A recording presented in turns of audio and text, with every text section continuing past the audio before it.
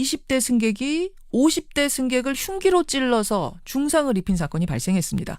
그런데 알고 보니 이 두 사람은 한 번도 본 적이 없는 그야말로 생면부지 사이였습니다. 이 가해자는요, 그저 누군가를 찔러야겠다는 생각으로 칼을 준비해서 고속버스를 탔다는데 조울증을 심하게 앓고 있었다는 게 알려지면서 묻지마 범죄와의 연관성도 주목이 되고 있습니다. 요사이 이런 범죄가 늘어나고 있죠. 그래서요, 이 사건을 좀 들여다봐야겠습니다.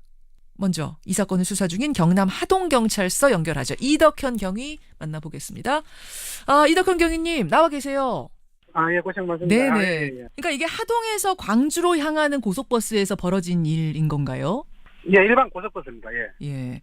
그 여성은 맨 뒷자리에 앉아 있었고 남성은 예. 바로 앞자리에. 거의 중간쯤 자리입니다. 여성은 맨 뒤고 남성은 중간쯤이에요? 예, 그러니까 그날 승객이 별로 없어가지고 예. 그 피해자 기준으로 해서는 가해 여성하고 제일 가까운 쪽에 있었죠. 운전석 기준으로 하면 맨 뒤쪽이고 예. 아까 여성하고 가까이 있으니까 타겟이 된 겁니다. 결국은 그 몇 자리 정도 떨어져 있었어요? 남성하고 여성이. 한 3줄 정도요. 몇 명 안 탄 버스인데 여성은 맨 뒤에 그 자리에 앉아 있었어요. 예. 그리고 남성은 앞에 쪽으로부터 한 3칸 정도 떨어진 자리에. 예. 이거 어떻게 무슨 짓을 한 거예요? 그 여성이 29일날 집을 나왔거든요. 여행 간다 하면서. 예. 집을 나올 때 이미 그 집에 있던 칼을 한 개 소진하고 나왔고. 과도? 예, 가도 종류 칼입니다. 과도면은 큰 칼은 아니네요. 예. 그걸 하나 가지고 나왔어요. 나왔고 또 백화점 들려가지고 예. 부엌칼하고 가도 세트된 그 한 세트를 사가지고 총 3개를 소지하고 통영으로 갔습니다. 그러니까 집에서 쓰는 왜 고기 자를 때 쓰는 좀 큰 칼하고 과도 예. 하나하고 세트 하나를 더 샀어요. 예, 사가지고 소지하고 있다가 예. 통영에서 차를 타기 직전에 그 소주 2병하고 밥하고 결제가 되었더라고요. 그런 거 봐서는 소주도 좀 마신 것 같고. 예. 그걸 가지고 작정을 하고 그럼 탄 거예요? 예, 자기도 뭐 집을 났을 때 사람을 찔러야 되겠다라는 그런 심정으로 칼을 소지하고 있었다라고 하고. 그분을 왜 찔렀냐 하니까는 나하고 제일 가까이 있기 때문에 찔렀다. 가까이 있기 그럼 왜 때문에. 찔렀냐 하고 하니까는 그에 대해서는 이야기를 안 합니다. 왜냐고에 대해서는 얘기 안 하고. 예. 그러면은 가서 몇 차례나 찌른 겁니까? 처음에 입 부분을 찌른 것 같고요. 두 번째는 이제 목 부분, 세 번째 내리치는 다음에 피해자가 예.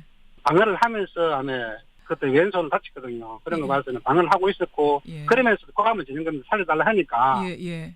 이제 옆에 있던 남자분이 제지를 했고 예. 그때 버스를 세우니까 승객들 일부는 피해버리고 기사님하고 이제 옆에 있던 승객 두 분이 제지를 했는데 여자는 칼을 안 놔두려고 그 두 분은 칼을 뺏어가는 단계 실랑이를 하다가 예. 결국 손가락 하나 찢기면서 이제 칼을 뺏어가지고 예. 그 과정에서 112에 신고되고 예. 고속도로 순찰대에서 와가지고 하면 현장에서 그 버스 안에서 근거를 한 겁니다. 대행범으로 체포했습니다. 그러면 그때 예. 찌를 때 칼은 과도였습니까? 예, 가도입니다. 백화점에서 구입한 가도. 자, 그렇게 된 거군요. 그러면 그때까지는 승객들이 잡고 제압을 하고 있었던 거예요. 그렇죠, 예. 그러니까 집에서 나올 때부터 아예 사람을 해쳐야겠다 작정을 하고 칼을 들고 나오고 중간에 칼을 예. 더 구입하고 한 개는 불안타. 그래가지고 한 개 더. 한 개로는 불안하다, 부족하다. 자기 말은 불안하다. 뭐가 그래서 불안하다는 거예요? 뭐가? 그 이유를 모르겠어요.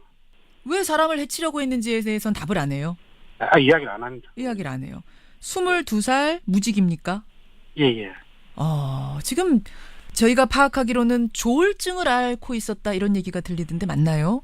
자기가 이제 부모님이 오셨는데 그런 이야기를 하더라고요. 한 몇 년 전부터 저울증을 알아왔는데 6개월 전부터 상당히 좋아지더라. 이상이 없더라. 예. 그래서 이제 뭐 치료를 중단했는데 2, 3일 전부터 애가 이상한 증세를 보이고 말도 안 하고 갑자기 기분이 가라앉고 그래가지고 또 증세가 도지는 걸 생각하고 예. 병원에 데려가야 되겠다 생각했는데 그날 그냥 통영을 가버린 거죠. 이 주말에 병원이 문을 안 여니까 주말만 지내고 평일에 가야지 하고 있는데 주말에 그냥 집을 나가버린 거군요. 금요일 겁니다. 29일이면. 예. 자기 어머니는 그렇게 이야기하더라고요. 아니 일각에서는 이번 사건 지금 보면서 얼마 전에 강남역 화장실 살인 사건이 있었잖아요. 화장실 앞에서 기다리고 있다가 묻지마 범죄 저질렀다. 그 사건 떠오른다는 분도 계시는데 혹시 이 여성 가해자도 남성을 혐오했다든지 이런 혐오 범죄는 아니고요? 그렇게는 이야기 안 해요. 누구는 찔러야 되겠다라는 이야기를 하는데 예, 예. 뭐 해모라든지 뭐 그런 거는 전혀 이야기를 안 하고 있어요. 그냥 묻는 말에만 예 아니요 정도만 하고 안 합니다. 입을 그냥 다물고 있어요. 예예. 전형적인 울 상태네요. 지금 조울에서 우울증 상태. 예예. 그런 그렇습니다. 알겠습니다. 참 이게 이해할 수 없는 일이 생긴 건데 그 피해 남성은 상태가 어떤가요? 처음에는 피를 많이 흘려가지고 의식이 없는 상태였는데 예. 응급 조치를 하고 수혈을 받고 해가지고 지금은 수술 끝내고 어느 정도 회복하고 있는 걸로 그리 알고 있습니다. 생명에는 지장이 없고요. 예, 생명 지장이 없고. 예. 고생 많이 하셨고요, 경위님. 좀 더 철저하게 더 이 조사가 좀 필요할 것 같습니다. 네, 그래서 할 예정입니다. 지금 2차 조사를 할 예정입니다. 예. 또 다른 소식이 들어오는 대로 좀 알려주십시오. 고맙습니다. 예. 이런 식의 묻지마 범죄가 근래에도 몇 건 더 있었죠. 이게 뭐 대책이 없는 걸까요? 범죄심리 전문가 연결해 보겠습니다. 건국대학교 경찰학과 이흉혁 교수입니다. 이흉혁 교수님, 안녕하세요. 예, 안녕하십니까. 이번 사건, 그러니까 흔히들 말하는 묻지마 범죄 이렇게 규정할 수 있습니까?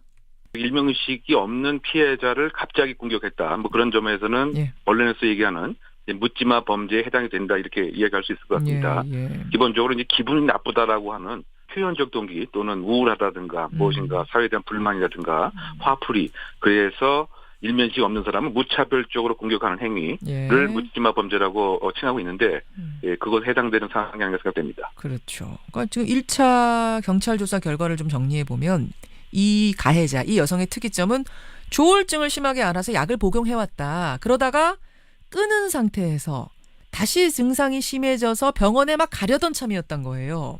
네네. 근데 조울증이란 게 이게 그야말로 기분이 극도로 좋았다가 극도로 우울했다 뭐 이런 건데 이게 살인 시도로까지 이어질 수가 있습니까? 근데 과거에도 그런 사례가 더러 있기는 했습니다. 예를 들면 뭐 친할머니를 뭐 살해하려고 했던 경우도 있었고요. 예. 또 살해는 아니지만 버스 안에서 훈계하는 어른을 갑자기 뭐 폭행한다든가 또 심지어 산에 가서 방화를 하는 뭐 이런 강력범죄 연결되는 경우가 있긴 했었죠. 근데 이번 사건 같은 경우에는 만약에 조울증이만 정확하다고 한다면 공격하는 당시가 바로 이제 조증 상태가 아니었나 이렇게 생각됩니다. 울증 상태가 아니라 조증 상태였을 것이다? 네, 충동이 조절 안 되고 공격 행위로 나간 것 같고요. 다만 이제 검거 이후에 경찰 조사에 전혀 뭐 반응을 하지 않는 것은 그것이 바로 이제 울증 상태가 아닌가 이렇게 추정이 되는데요. 이것은 개인적인 차가 있긴 합니다. 몇 시간마다 조증과 울증이 교차되기도 하고 어떤 사람은 수개월간 조증과 울증이 교차되는 사람마다 좀 다르긴 하죠. 어쨌든 칼을 갖고 나갔다고 하는 이 상태도 조증 상태였던 것이 아닌가 생각이 됩니다. 근데 조울증이 있다고 해서 다 이렇게 살인 시도 이런 뭐 칼로 사람을 찌를 정도의 공격적인 행위를 보이진 않는데 단순히 그렇죠. 조울증만이 원인이었을까 싶어요.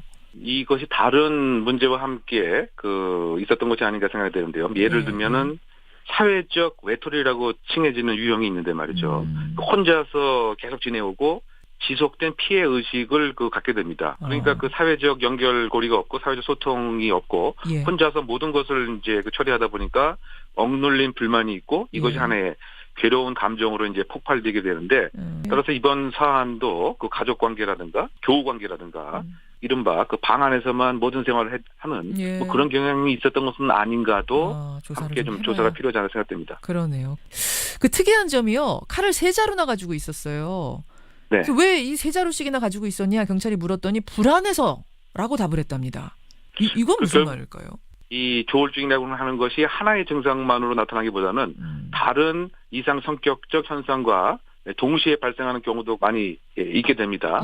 따라서 한편으로는 공격을 시도하겠다고 칼을 준비했지만 또 한편으로는 내가 무엇인가 피해를 받을 수도 있다라고 하는 것 때문에 피해에 대한 방어용으로서 칼을 준비할 가능성이 상당히 크지 않나 생각됩니다. 이번 사건을 쭉 들으시면서 많은 분들이 2016년 5월에 강남역 화장실 살인 사건 이걸 떠올리시는 분들이 많으세요. 이번 사건과 어떻게 뭐 유사점이 좀 보이세요?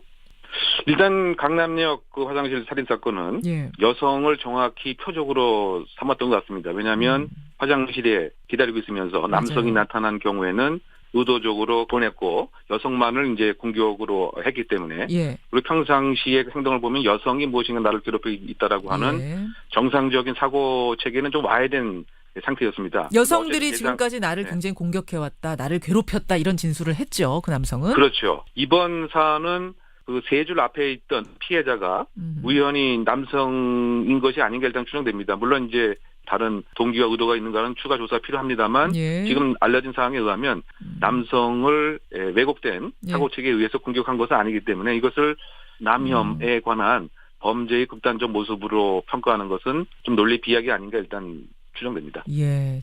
소위 묻지마 범죄가 계속해서 늘어나는 추세인데 이게 대책 마련이 가능하겠습니까? 일단은 그 정신장애에 대한 지속적인 관리 같은 거, 조기에 발생한 경우 치료로 빨리 유도를 하는 이런 작업들이 필요한 건 분명합니다. 정신질환을 앓고 계신 분들에 대한. 네. 예. 네. 그 전체적인 이제 범죄와 비교를 해보면 200만 건의 범죄가 생기는데 정신장애에 의한 비율은 0.1에서 0.3%에 불과한데 살인, 강도, 강간, 방화 같은 경우는 2.1%로 다른 범죄에 비해서 상당히 그 높은 것이죠. 예, 예. 그러다 보니까 사회 전체의 불안감이 분명히 있긴 합니다만 예.